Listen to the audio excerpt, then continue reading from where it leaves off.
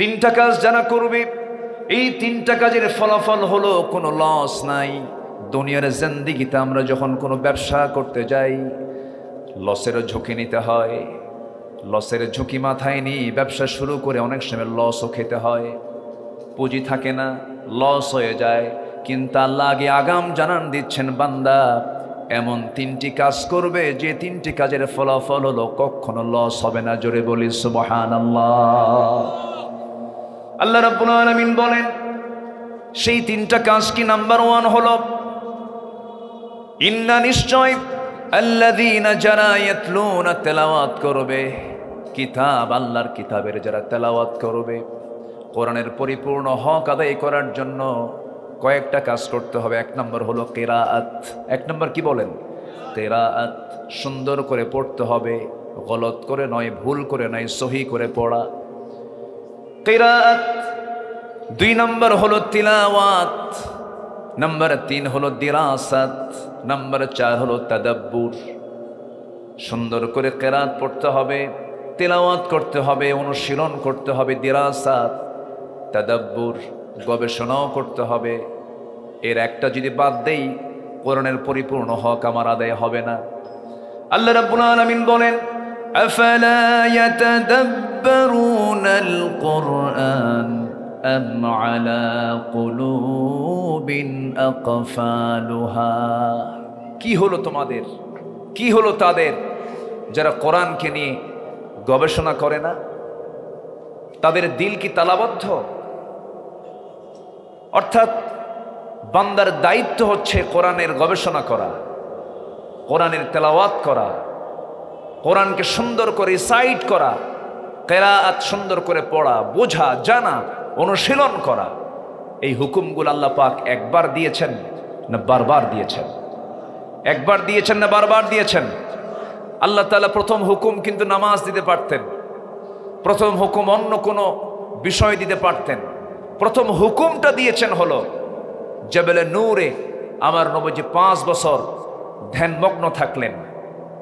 যখন তার কাছে সেই ফেরেশতা আসলেন, যে ফেরেশতা পূর্বের সকল পয়গম্বরদের কাছে এসেছিলেন, জিবরিল আমিন এসে আমার রাসূলকে বলছেন, ইকরা, পড়ুন। মা আনা বিকারিন, আমি পড়তে পারি না। বারবার যখন বলা হলো, তাকে জড়িয়ে ধরে জিবরিল আমিন আলাইহিস সালাতু ওয়াস সালাম তাকে বললেন, কোরআনের প্রথম নাজিল হওয়া কয় আয়াত? 5 আয়াত।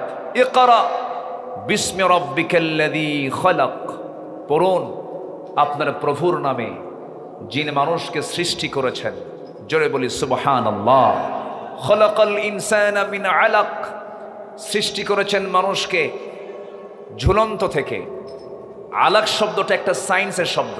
فسبحان الذي لا يحصى امتنانه باللسان ولا بالقلم نشهد أن لا إله إلا الله وحده لا شريك له ونشهد أن سيدنا وحبيبنا ومولانا محمدًا عبده ورسوله الذي أرسله بالحق بشيرًا ونذيرًا وداعيًا إلى الله بإذنه وسراجًا وقمرًا منيرًا فقد قال الله تعالى في كلامه المجيد وفرقانه الحميد أعوذ بالله من الشيطان الرجيم بسم الله الرحمن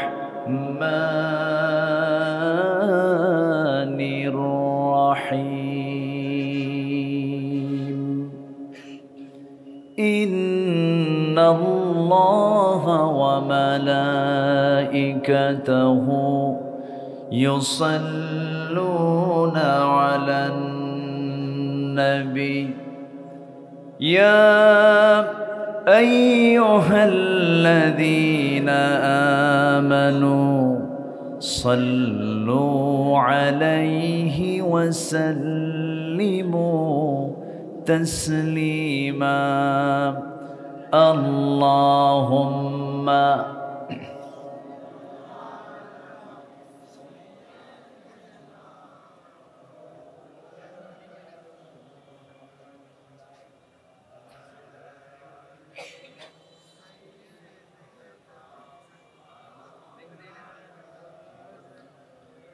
সবাই বলুন বালাগাল উলা বিকামালিহি কাশাফাত তুজা বিজামালিহি হাসনাত জামিউ খিসালিহি সাল্লু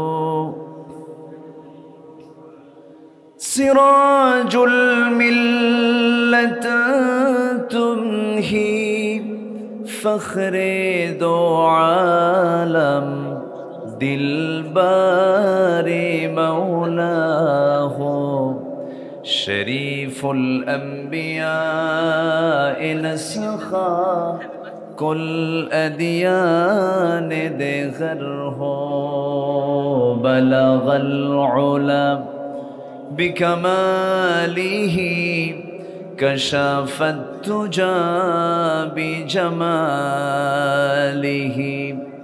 حسنت جميع خصاله سلوا মনটা যদি হইতো পুবাল হাওয়া হইতো যদি শুভ্র কবুতর মেঘের ডানায় পাঠিয়ে দিতাম মেঘের ডানায় পাঠিয়ে দিতাম মদিনারি পথে যেথায় আমার প্রিয় নবী ঘুমাই নিরন্তর যেথায় আমার প্রিয় রসূল ঘুমান নিরন্তর সবাই বলছি সাল্লাল্লাহু আলাইহি ওয়াসাল্লাম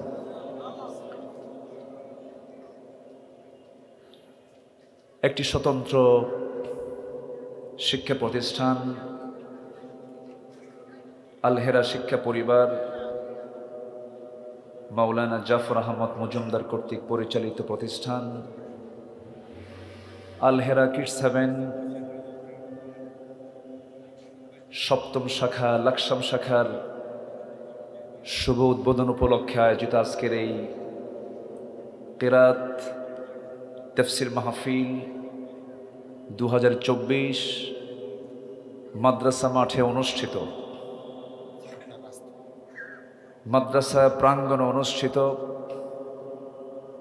27 নভেম্বরে আজকের আয়োজিত মহতী অনুষ্ঠানের সম্মানিত সুযোগ্য সভাপতি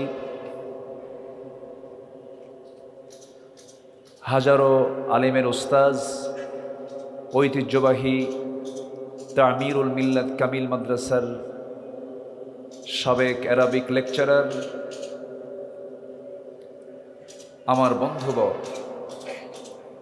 জনাব মাওলানা জাফর আহমদ মজুমদার হাফিজাহুল্লাহ আজকের মাহফিলের বরেণ্য অতিথিবৃন্দ হাজারাত উলামায়ে কেরাম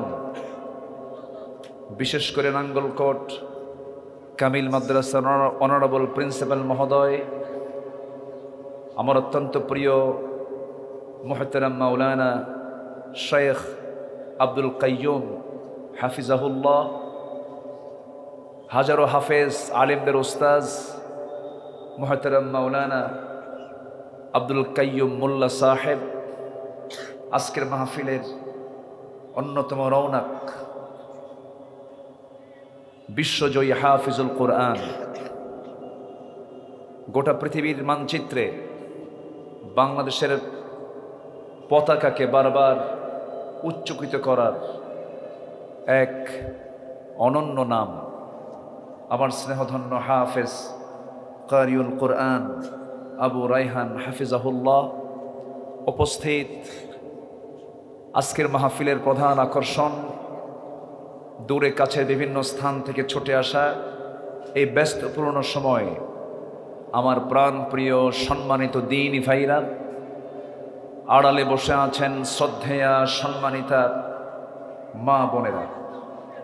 আলোচনার সূচনায় আনুষ্ঠানিকতার মধ্য দিয়ে আমার পক্ষ থেকে আবারও দিল খোলা সালাম, আসসালামু আলাইকুম ওয়া রাহমাতুল্লাহি ওয়া বারাকাতুহু। সালামের জবাব একটু দুর্বল মনে হচ্ছে। আসসালামু আলাইকুম ওয়া রাহমাতুল্লাহ। সবাই কেমন আছেন? মহান রব্বে কারীমের অশেষ শুকরিয়া যে মহান আল্লাহ সুবহানাহু ওয়া তাআলা আমাকে আপনাকে একটি নিরাপদ পরিবেশ বের করে দিয়েছেন। হয়তো সেই নিরাপদ পরিবেশ যদি না আসতো আজকের এই মাহফিল হতোই না। বিশেষ করে মুক্ত মনে, মুক্ত পরিবেশে কোরআন শোনার এবং বলার এমন একটি সুযোগ যে মহান রব্বে করিম করে দিলেন, সেই মহান রবের শানে কালিমাতুশ শুকর আদায় করি। মুহাব্বাতান জোরালো কণ্ঠে বলে উঠছি আলহামদুলিল্লাহ, আলহামদুলিল্লাহ। সবাই চিৎকার মেরে বলছে আল্লাহুম্মা ইন্নী আসআলুকা আল হুদা ওয়াত তুকা ওয়াল আফাফা ওয়াল গিনা। সবাই বলি আল্লাহুম্মা লাকা আসলামতু ওয়া বিকা আমানতু ওয়া আলাইকা তাওয়াক্কালতু ওয়া ইলাইকা আনাবতু ওয়া বিকা খাসামতু।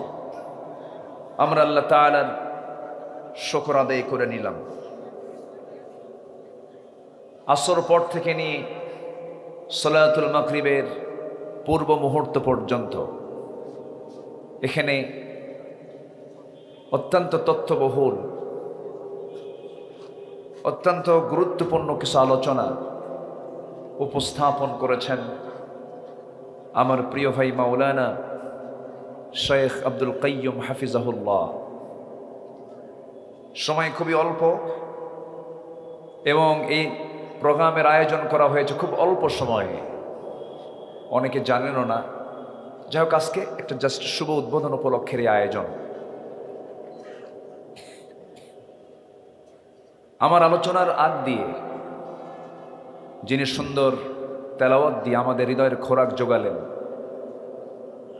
আমার অনুজ স্নেহধন্য হাফেজ কারি আবু রায়হান সূরাতুল ফাতির থেকে কিছু আয়াতে কারিমা তিনি তেলাওয়াত করেছেন।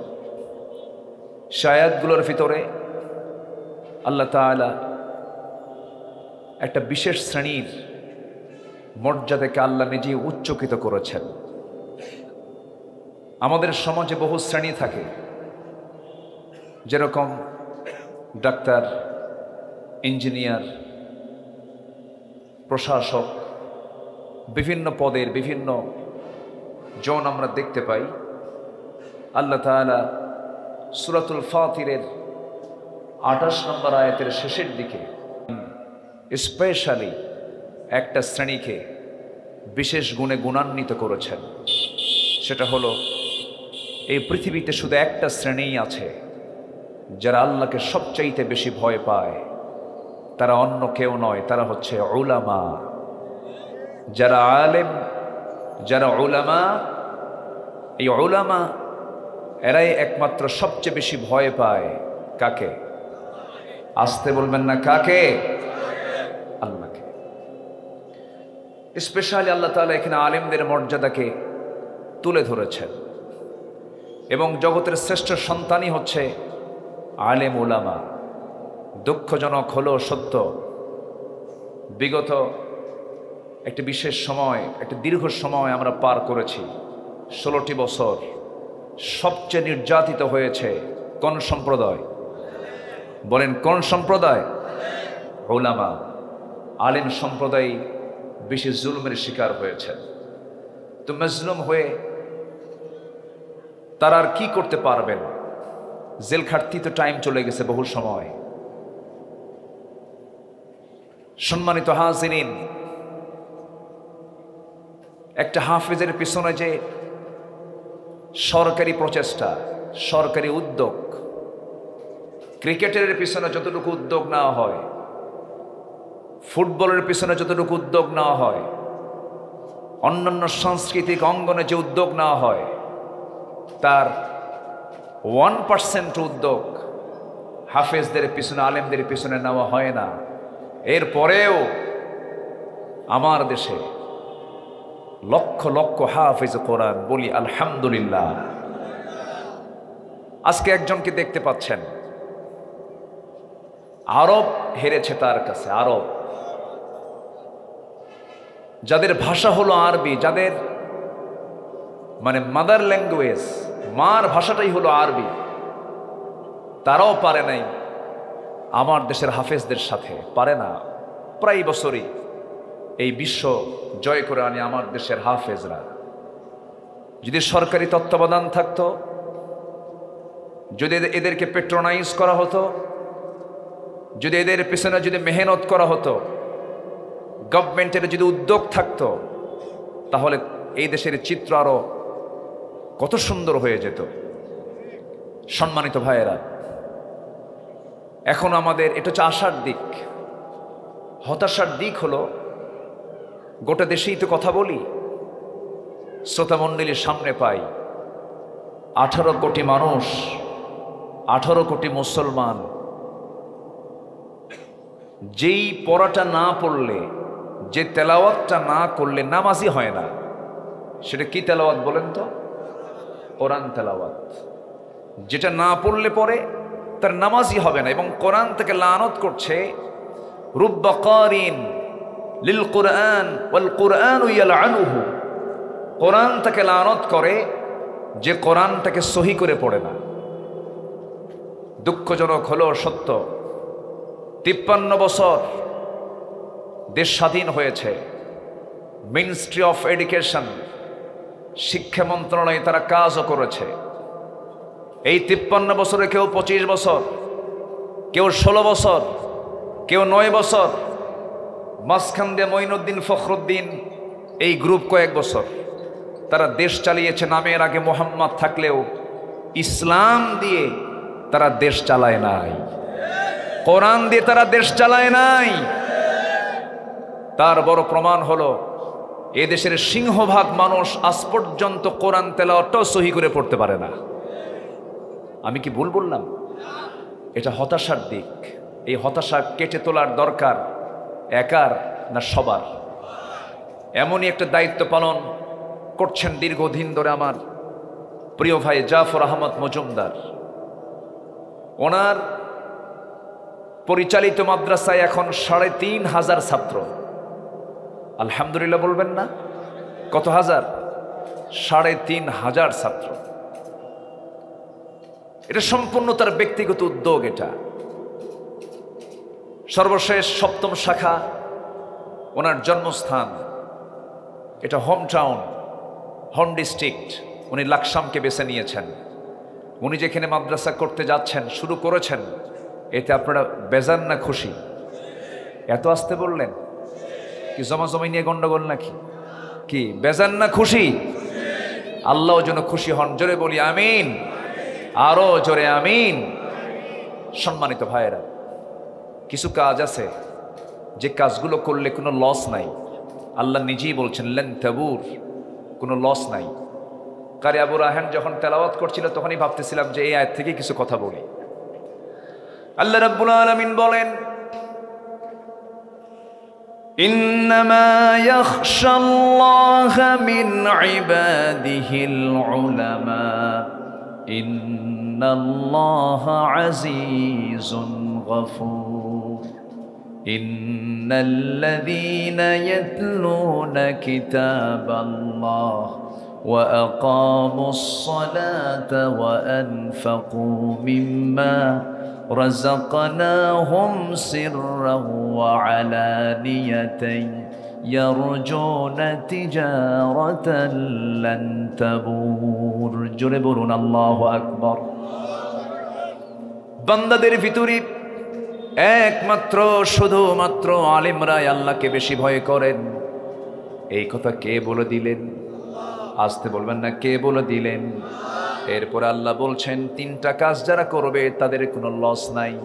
তিজারা মানে হলো বিজনেস, ট্রেড। তিনটা কাজ যারা করবে এই তিনটা কাজের ফলাফল হলো কোনো লস নাই। দুনিয়ার জিন্দেগিতে আমরা যখন কোনো ব্যবসা করতে যাই লসেরও ঝুঁকি নিতে হয়। লসের ঝুঁকি মাথায় নিয়ে ব্যবসা শুরু করে অনেক সময় লসও খেতে হয়, পুঁজি থাকে না, লস হয়ে যায়।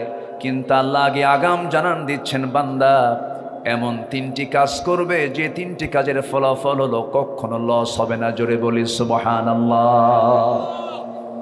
আল্লাহ রাব্বুল আলামিন বলেন সেই তিনটা কাজ কি? নাম্বার 1 হলো ইন্না নিশ্চয় আল্লাযীনা যারা ইয়াতলুনা তেলাওয়াত করবে কিতাব, আল্লাহর কিতাবের যারা তেলাওয়াত করবে, কোরআনের পরিপূর্ণ হক আদায় করার জন্য কয়েকটা কাজ করতে হবে। 1 নম্বর হলো কিরাআত। 1 নম্বর কি বলেন? কিরাআত। সুন্দর করে পড়তে হবে, গলত করে নয়, ভুল করে নয়, সহি করে পড়া, কিরাআত।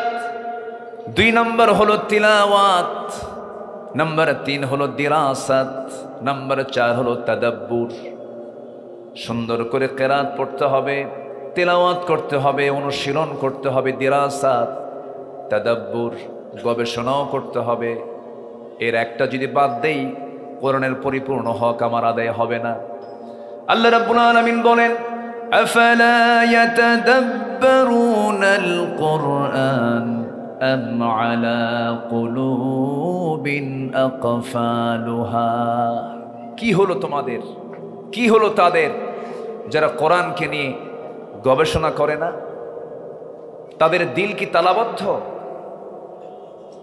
অর্থাৎ বান্দার দায়িত্ব হচ্ছে কোরআনের গবেষণা করা, কোরআনের তেলাওয়াত করা, কোরআনকে সুন্দর করে রিসাইট করা, কিরাআত সুন্দর করে পড়া, বোঝা, জানা, অনুশীলন করা। এই হুকুমগুলো আল্লাহ পাক একবার দিয়েছেন না বারবার দিয়েছেন? একবার দিয়েছেন না বারবার দিয়েছেন? আল্লাহ তাআলা প্রথম হুকুম কিন্তু নামাজ দিতে পারতেন, প্রথম হুকুম অন্য কোনো বিষয় দিতে পারতেন। প্রথম হুকুমটা দিয়েছেন হলো জবেলে নূরে আমার নবীজি 5 বছর ধ্যানমগ্ন থাকলেন। যখন তার কাছে সেই ফেরেশতা আসলেন যে ফেরেশতা পূর্বের সকল পয়গম্বরদের কাছে এসেছিলেন, জিবরিল আমিন এসে আমার রাসূলকে বলছেন ইকরা, পড়ুন। মা আনা বিকারিন, আমি পড়তে পারি না। বারবার যখন বলা হলো তাকে জড়িয়ে ধরে জিবরিল আমিন আলাইহিস সালাতু ওয়াস সালাম তাকে বললেন কোরআনের প্রথম নাজিল হওয়া কয় আয়াত? 5 আয়াত। ইকরা বিসমি রাব্বিকাল্লাযী খালাক, পড়ুন আপনার প্রভুর নামে যিনি মানুষকে সৃষ্টি করেছেন। জোরে বলি সুবহানাল্লাহ। খালাকাল ইনসানা মিন আলাক, সৃষ্টি করেছেন মানুষকে ঝুলন্ত থেকে। আলাক শব্দটা একটা সায়েন্সের শব্দ, আমি ওইদিকে যাব না। আলাক হচ্ছে একটা সম্পূর্ণ মেডিকেল সায়েন্সের একটা ভাষা। কোরআন নাজিল হয়েছে প্রথম 5টা আয়াতের সেকেন্ড আয়াতের মধ্যে আল্লাহ তাআলা এমব্রায়োলজি নিয়ে, ভ্রূণ তথ্য নিয়ে তথ্য দিয়েছেন বিশ্ববাসীকে। কোরআন শুধুমাত্র ধর্মীয় কিতাব বললে ভুল হবে। কোরআন হচ্ছে সকল গবেষণার মূল গবেষণার কিতাব। কোরআন হচ্ছে অন্যদিকে আইন এবং প্রশাসনের চলন্ত বিশ্বকোষ। কোরআন হচ্ছে সেই কিতাব আমার আপনার জীবনের যত প্রশ্ন, সকল প্রশ্ন কোরআনকে করলে কোরআন সকল জবাব দিতে সর্বদা প্রস্তুত।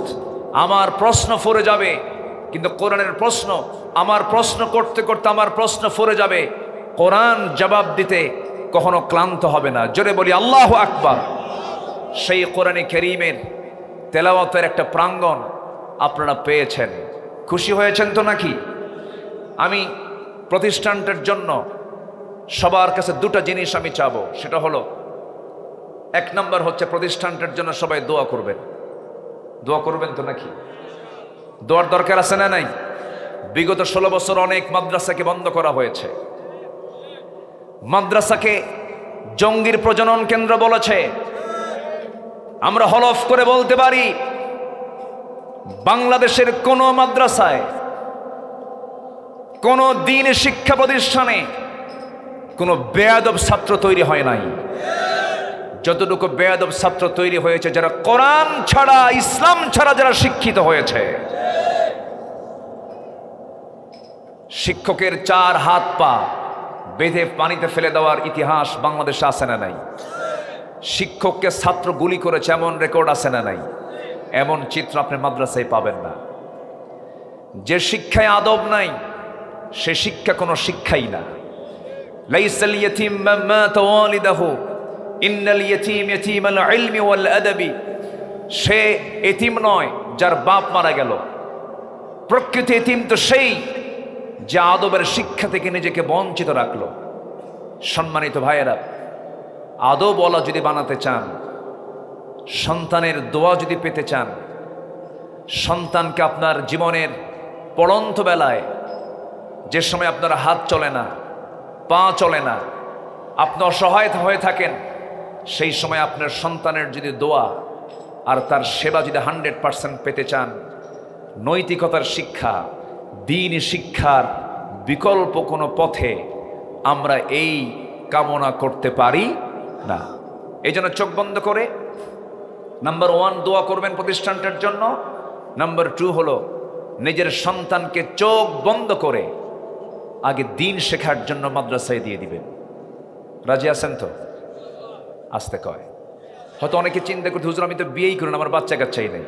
বিয়ে তো করবেন একদিন, ইনশাল্লাহ বলতে সমস্যা, বলুন ইনশাআল্লাহ। আল্লাহ কবুল করুন। সম্মানিত ভাইয়েরা, সময় খুবই অল্প, কোন দিক থেকে কোন দিকে যাই আমি চিন্তায় পড়ে গেছি। আসর থেকে শিডিউল ছিল, শিডিউল হয়ে চলে আসছে হলো মাগরিবের পরে, কিছুক্ষণ পরে আজান হবে। আমি আজানের আগ পর্যন্ত আমি কথার ইরাদা করছি। আরেকটা কথা বলে রাখি, এই প্রোগ্রাম এশার নামাজ পড়েও চলবে। মাহফিলকে সফল করার দায়িত্ব একার না, সবার। সবাই এবার এশার পরে আসবেন। আমি হয়তো থাকতে পারবো না, কিন্তু আমিও যার ভক্ত, কারি আবু রায়হান, সে অলরাউন্ডার। যেমন তেলাওয়াত তেমন সঙ্গীত, গজলের দিক থেকেও অত্যন্ত সুন্দর গজল গায় সে। তার এই হৃদয় ছুঁয়ে যাওয়া গজল এবং তেলাওয়াত এশার পরে আমরা সবাই শুনবো। জোরে বলি ইনশাআল্লাহ। এবং সেই সময় আমার আব্দুল কাইয়ুম মোল্লা ভাই, হাফেজ কারি আবু রায়হানের ওস্তাজ, অনেক বহু আলেমের ওস্তাজ তিনি দিক নির্দেশনামূলক কিছু কথাও বলবেন, আমরা সবাই শুনবো। আমি আহ্বানটা আগিয়ে রাখলাম, এই জন্য হয়তো অনেকে ভুলে যেতে পারেন, এই জন্য বলে রাখলাম। আমার আলোচনার মধ্য দিয়ে মাহফিল শেষ হচ্ছে না, এরপরও তাদের সাংস্কৃতিক অনুষ্ঠান আছে, সবাই দেখবো আমরা। জোরে বলি ইনশাআল্লাহ। সম্মানিত ভাই, আল হেরা শিক্ষা পরিবারে, সেখানে সাংস্কৃতিক একটা অঙ্গন আছে, সেখানে তেলাওয়াতের অঙ্গন আছে, গজলের অঙ্গন আছে, সেখানে ইসলামী সুস্থ বিনোদনমূলক নাটক হয়। সব কিছুই তারা রেখেছেন তাদের প্রতিষ্ঠানে। এগুলো সব আজকে ডিসপ্লে হবে এশার পরে, সবাই থাকবেন। আল্লাহ কবুল করুন। জোরে বলি আমিন। 3টা কাজে লস নাই। বলেন তো কয়টা কাজে লস নাই? 3টা কাজে। নাম্বার 1 হলো আমরা তেলাওয়াত করব কার কালাম? আসতে বলবেন না, কার কালাম তেলাওয়াত করব? আল্লাহর কালাম। আল্লাহ রাব্বুল আলামিন তার কালামকে তেলাওয়াত করতে বলছেন, কোনো লস হবে না। নাম্বার 2 হলো وأقاموا الصلاة وأنفقوا مما رزقناهم سرا وعلانية يرجون تجارة لن تبور। জোরে বলি আল্লাহু আকবার। নাম্বার 2 হলো নামাজ যারা কায়েম করবে, সালাত যারা কায়েম করবে, তাদের সেই কাজে কোনো লস নাই। আমার দেশে এখন নামাজ আদায় হয়, আজান দেয়, কেউ গেলে গেল, কেউ না গেলে না গেল, নামাজ কায়েমের কিন্তু পরিবেশ এখনো হয় নাই, নামাজ কায়েম হয় নাই। নামাজ আদায় হয়।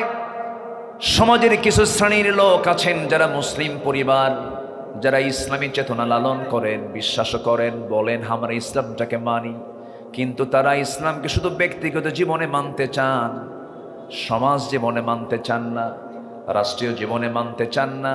অনেকে নামাজ পড়তে রাজি কিন্তু নামাজ কায়েম করতে রাজি না। আছে না নাই?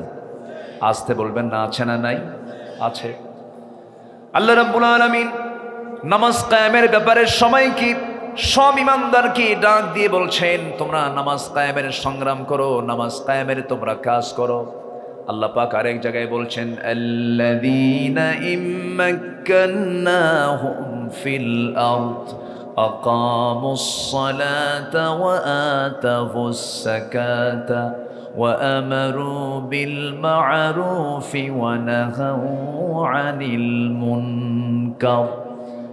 দুনিয়ার জিন্দেগিতে আমি যাদেরকে রাজত্ব দেব, ক্ষমতা দেব, তারা 14 দফা নয়, 8 দফা নয়, 7 দফা নয়, 19 দফা নয়, এরকম কোনো দফার দরকার নেই। মাত্র আল্লাহ রাব্বুল আলামিন বললেন 4টা দফা তোমরা সমাজে চালু করে দাও, রাষ্ট্রীয় পর্যায়ে তোমরা বাস্তবায়ন করো। 4 দফা কয় দফা বলেন?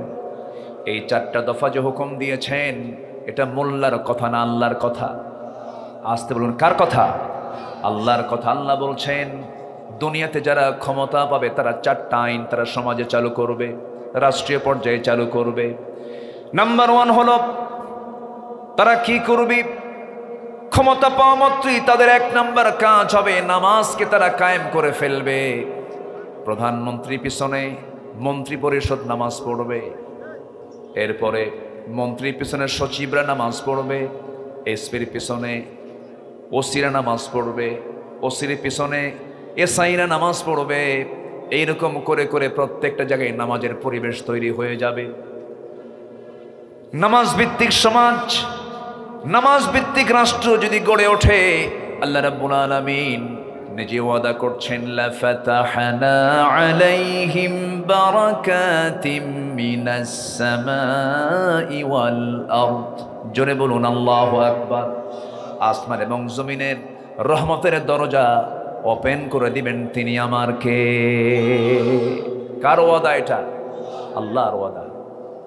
কিন্তু দুঃখজনক হলো সত্য, আমার দেশ, আমার দেশের নাগরিক বারবার শুধু ধোঁকা খায়।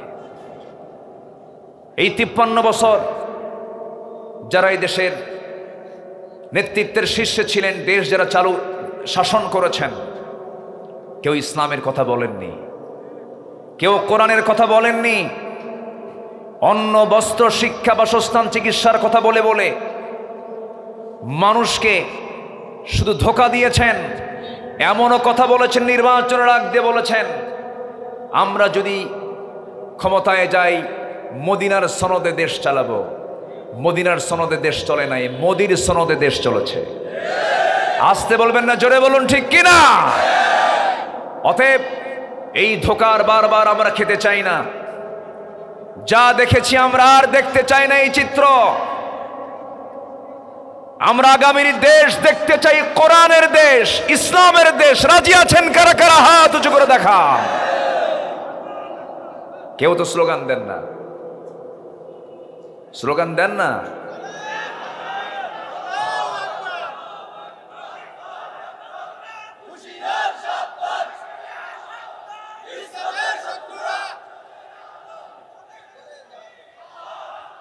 আল্লাহ কবুল করুন, জোরে বলি আমিন, আরো জোরে আমিন।